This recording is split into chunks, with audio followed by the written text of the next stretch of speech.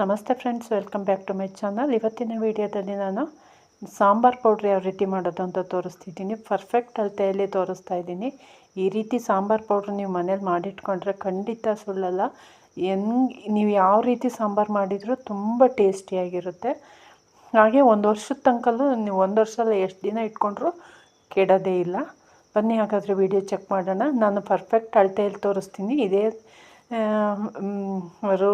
ರೀತಿ ಫಾಲೋ ಮಾಡಿ ನೋಡಿ. ಮೊದಲಿಗೆ ನಾನು ಒಂದು ಸೇರು ಅಳತೆ ತೋರಿಸಿದ್ದೀನಿ. ಒಂದು ಸೇರು ಅಳತೆಯಲ್ಲಿ ಧನಿಯಾನ ಹುರ್ಕೊಳ್ತಾ ಇದ್ದೀನಿ. ನಾನು ಒಟ್ಟು 3 ಸೇರು ಅಳತೆಯಲ್ಲಿ 3 ಸೇರು ಧನಿಯಾದ್ದು ಸಾಂಬಾರು ಪೌಡ್ರ್ ಮಾಡ್ತಾಯಿದ್ದೀನಿ. ಫಸ್ಟ್ ಒಂದು ಸೇರು ಹಾಕ್ಕೊಂಡಿದ್ದೀನಿ. ಇದನ್ನು ಯಾವ ರೀತಿ ಹುರ್ಕೋಬೇಕು ಅಂದರೆ ಕಡಿಮೆ ಊರಿನಲ್ಲಿ ಚೆನ್ನಾಗಿ ಹುರ್ಕೋಬೇಕು. ಹಾಗಾದರೆ ನೀವು ಹೆಂಗಿಟ್ರೂ 1 ವರ್ಷ ಅಲ್ಲ 2 ವರ್ಷ ಇಟ್ಟರೂ ಹುಳ ಆಗೋಲ್ಲ. ನೀವು ದೊಡ್ಡ ಉರಿ ಮಾಡಿಕೊಂಡು ಬೇಗ ಆಗಲಿ ಅಂತ ಹುರ್ಕೊಂಡ್ರೆ ಖಂಡಿತ ಚೆನ್ನಾಗಿರಲ್ಲ, ಟೇಸ್ಟು ಇರಲ್ಲ, ಹಾಗೆ ಬಾಳಿಕೆನೂ ಬರಲ್ಲ. ಈ ರೀತಿ ಕಡಿಮೆ ಊರಿನಲ್ಲಿ ತುಂಬ ಟೈಮ್ ತೊಗೊಂಡ್ರೂ ಪರವಾಗಿಲ್ಲ, ಕಡಿಮೆ ಊರಿನಲ್ಲಿ ನೀಟಾಗಿ ಹುರ್ಕೋಬೇಕು. ನೋಡಿ 2 ಸೇರು ಹಾಕ್ಕೊಂಡಿದ್ದೀನಿ. ಈಗ ಇದನ್ನು ತೆಕ್ಕೊಂಡು ಈಗ ಆಗಿದೆ ನೋಡಿ. ಇನ್ನೊಂದು ಸೇರು ಹಾಕ್ಕೊಂಡು ತೋರಿಸ್ತೀನಿ. ಒಟ್ಟು 3 ಸೇರು ಹುರ್ಕೊಂಡಿದ್ದೀನಿ ನಾನು.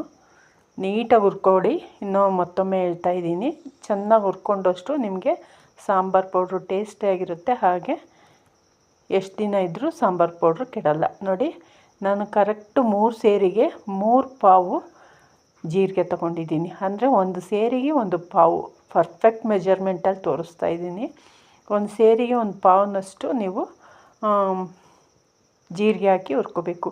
ನಿಮಗೆ ಮೇಯ್ನ್ ಇಂಗ್ರೀಡಿಯೆಂಟು ಇದು ಸಾಂಬಾರ್ಗೆ ಅಂದರೆ ಜೀರಿಗೆ. ಸೊ ಹಂಗಾಗಿ ಕರೆಕ್ಟ್ ಅಳತೆಯಲ್ಲಿ ತೊಗೊಳ್ಳಿ. 3 ಪಾವು ಜೀರಿಗೆ ಹಾಕ್ಕೊಂಡಿದ್ದೀನಿ. 1 ಅಳತೆ ಧನಿಯಾಕ್ಕೆ 1/4 ಅಳತೆ ಜೀರಿಗೆ. ಹಾಗೆ ನೋಡಿ, ನಾನಿಲ್ಲಿ ಒಂದು 200 ಗ್ರಾಮು ಕಡಲೆಬೇಳೆ ತೊಗೊಂಡಿದ್ದೀನಿ. ಪ್ರತಿಯೊಂದನ್ನು ಹಾಗೆ ಹುರ್ಕೋಬೇಕು. ಸಣ್ಣ ಊರಿನಲ್ಲಿ ನೀಟಾಗಿ ಹುರ್ಕೋಬೇಕು. ಕಡಲೆಬೇಳೆ ತೆಕ್ಕೊಂಡು ಈಗ ಒಂದು 100 ಗ್ರಾಮಷ್ಟು ಉದ್ದಿನಬೇಳೆ ಹಾಕ್ಕೊಂಡಿದ್ದೀನಿ. ಕಡಲೆಬೇಳೆ ಎಷ್ಟು ತೊಗೊಂಡಿದ್ದೀನೋ ಅದರ ಅರ್ಧದಷ್ಟು ಉದ್ದಿನಬೇಳೆ ತೊಗೊಂಡಿದ್ದೀನಿ. ಇದನ್ನು ಕೂಡ ನೀಟಾಗಿ ಹುರ್ಕೊಳ್ಳಿ. ಈ ರೀತಿ ನೀವು ಫಾಲೋ ಮಾಡಿದರೆ, ಈ ವಿಡಿಯೋ ಫಾಲೋ ಮಾಡಿ ನೀವು ಸಾಂಬಾರು ಹುರ್ಕೊಂಡು ನೋಡಿ.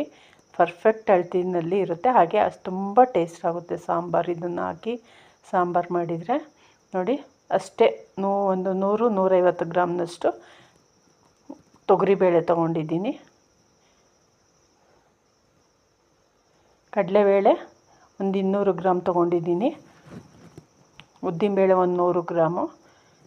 ತೊಗರಿಬೇಳೆ ಒಂದು 150 ಗ್ರಾಮ್ ತೊಗೊಂಡಿದ್ದೀನಿ. 100 ಗ್ರಾಮ್ ತೊಗೊಂಡ್ರು ಓಕೆ, 100-150 ಗ್ರಾಮ್ ತೊಗೊಳ್ಳಿ. ಈಗ ಮತ್ತು ಮೆಣಸು ಕೂಡ ನಾನು ಒಂದು 200 ಗ್ರಾಮ್ ಹಾಕ್ಕೊಂಡಿದ್ದೀನಿ. ನೀವು ಮೆಣಸು ಒಂದು 250 ಗ್ರಾಮ್ ಹಾಕ್ಕೊಂಡ್ರು ಓಕೆ, ಚೆನ್ನಾಗಿರುತ್ತೆ, ಏನು ಪ್ರಾಬ್ಲಮ್ ಇಲ್ಲ, ಚೆನ್ನಾಗಿರುತ್ತೆ ಸಾಂಬಾರ. ಹಾಗೆ ಕೆಡೋದು ಇಲ್ಲ. ಪ್ರತಿಯೊಂದನ್ನು ನಾನು ಬೇಗ ತೋರಿಸ್ತಿದ್ದೀನಿ ಅಂದ್ಕೋಬೇಡಿ. ಕಡಿಮೆ ಊರಿನಲ್ಲಿ ಚೆನ್ನಾಗಿ ಹುರಿದು, ವಿಡಿಯೋ ತುಂಬ ಲೆಂತ್ ಆಗುತ್ತೆ ಅಂತ ನೀಟಾಗಿ ಹುರಿದು ತೋರಿಸ್ತಾ ಇದ್ದೀನಿ ನೋಡಿ. ಸಾಸಿವೆನೂ ಅಷ್ಟೇ 200 ಗ್ರಾಮ್ 250 ಗ್ರಾಮ್ ತೊಗೊಂಡಿದ್ದೀನಿ.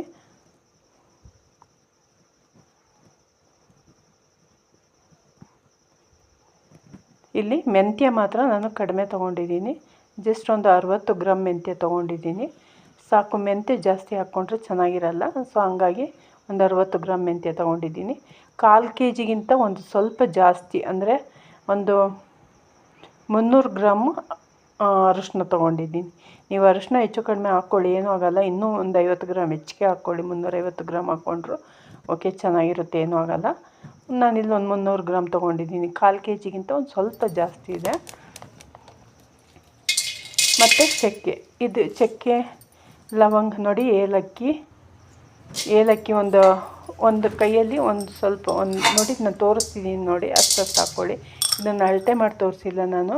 ಚಕ್ಕೆ, ಮೊಗ್ಗು, ಏಲಕ್ಕಿ, ಲವಂಗ ಇಷ್ಟನ್ನು ಹಾಗೆ ಕೈಯಲ್ಲಿ ಅಂದಾಜಿಗೆ ನನಗೇನು ತೋರಿಸಿದ್ದೀನೋ ಆ ರೀತಿ, ಒಂದು ಸೆರೆ ಅಂತಾರೆ ಕೈಯಲ್ಲಿ, ಆ ರೀತಿ ತೋರಿಸಿದ್ದೀನಿ. ಒಂದು ಸೆರೆಗಿಂತ ಒಂದು ಸ್ವಲ್ಪ ಕಡಿಮೆ.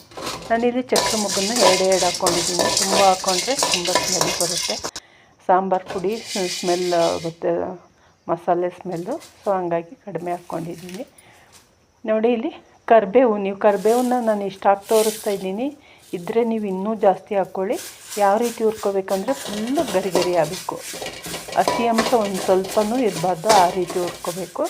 ಕರಿಬೇವನ್ನು ಕೂಡ ಹಾಕ್ಕೊಳ್ತೀವಿ. ಈಗ ಎಲ್ಲ ಹುರ್ಕೊಂಡಾದಮೇಲೆ ನಾವು ಧನಿಯಾನ ಸಪ್ರೇಟಾಗಿ ಇಟ್ಕೋಬೇಕು ಮತ್ತು ಮಸಾಲೆ ಸಾಮಾನನ್ನ ಸಪ್ರೇಟಾಗಿ ಇಟ್ಕೋಬೇಕು. ಕಾರಣ ಇಷ್ಟೇ, ಮಿಷಿನ್ ಮಾಡಿಸ್ಬೇಕಾದ್ರೆ ನಾವು ಫಸ್ಟು ಮಸಾಲೆ ಸಾಮಾನು ಮಿಷಿನ್ಗೆ ಹಾಕಿ ಅದಾದಮೇಲೆ ಅದ್ರ ಮೇಲ್ಗಡೆ ಧನಿಯಾ ಹಾಕಿ ಮಿಷಿನ್ ಮಾಡಿಸ್ಕೋಬೇಕು. ನಾವು ಫಸ್ಟೇ ಧನಿಯಾ ಹಾಕಿ ಆಮೇಲೆ ಮಸಾಲೆ ಸಾಮಾನು ಮಿಷಿನ್ ಮಾಡಿಸಿದರೆ ಮಿಷಿನ್ನಲ್ಲಿ ಮಸಾಲೆ ಐಟಮ್ಸ್ ಎಲ್ಲ ಹಾಗೆ ಉಳ್ಕೊಳ್ಳುತ್ತೆ. ಸೊ ಹಂಗಾಗಿ ಫಸ್ಟು ನಾವು ಮಸಾಲೆ ಐಟಮ್ಸ್ನ ಮಿಷಿನ್ಗೆ ಹಾಕ್ಕೋಬೇಕು, ಆಮೇಲೆ ಅದ್ರ ಮೇಲ್ಗಡೆ ಧನಿಯಾ ಹಾಕಬೇಕು.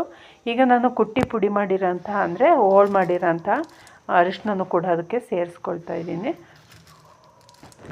ನೋಡಿ, ಮಿಷಿನ್ ಮಾಡಿಸ್ಕೊಬಂದ್ಮೇಲೆ ಈ ರೀತಿ ಕಾಣುತ್ತೆ. ತುಂಬ ಚೆನ್ನಾಗಿದೆ ಕಲರು, ಹಾಗೆ ಅದ್ರ ಘಮ ಸ್ಮೆಲ್ ಕೂಡ ತುಂಬ ಚೆನ್ನಾಗಿದೆ. ಒಮ್ಮೆ ಟ್ರೈ ಮಾಡಿ ನೋಡಿ ನೀವು. ಈ ನಾನು ಏನು ತೋರಿಸಿದ್ದೀನೋ ಈ ಪ್ರೊಸೀಜರ್ ಫಾಲೋ ಮಾಡಿ ನೋಡಿ, ತುಂಬ ಟೇಸ್ಟಾಗಿರುತ್ತೆ ಸಾಂಬಾರು. ಹಾಗೆ ಎಷ್ಟು ದಿನ ಇಟ್ಟರೂ ಕೆಡಲ್ಲ. ಇಷ್ಟ ಆಗಿದ್ದರೆ ಒಂದು ಲೈಕ್ ಕೊಡೋದನ್ನು ಮರಿಬೇಡಿ. ಯಾರೆಲ್ಲ ಸಬ್ಸ್ಕ್ರೈಬ್ ಮಾಡ್ಕೊಳ್ಳದೆ ನೋಡ್ತಿದ್ದೀರಾ ಪ್ಲೀಸ್ ಸಬ್ಸ್ಕ್ರೈಬ್ ಮಾಡ್ಕೊಳ್ಳಿ, ಸಪೋರ್ಟ್ ಮಾಡಿ.